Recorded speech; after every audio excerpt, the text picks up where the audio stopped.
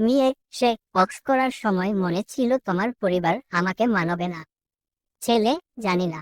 মেয়ে, এখন তো জানবে না। পরকীয়া করার সময় তো কতই না বাহানা দিচ্ছ।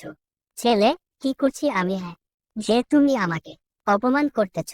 মেয়ে, আমি কত করে বললাম বিয়ের আগে এইসব সে বক্স করা ভালো না, এইসব ছাড়াও ভালোবাসা হয়, কারণ পরবর্তীতে পরিবার না মানলেই সমস্যা। আর এখন সেটাই হলো। ছেলে, আচ্ছা আমি আসি। মেয়ে, আসি মানে? আমাকে বিয়ে করো এখন, তারপরে কি হবে দেখা যাবে। ছেলে, না আমি পারবো না।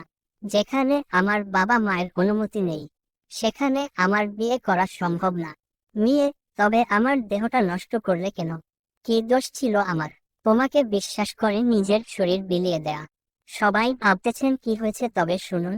আজ থেকে 3 বছর আগে একটা মেয়ে ও ছেলের রিলেশন শুরু হয়। তো ভালোই চাচ্ছিল সম্পর্কটি, হঠাৎ 2 বছর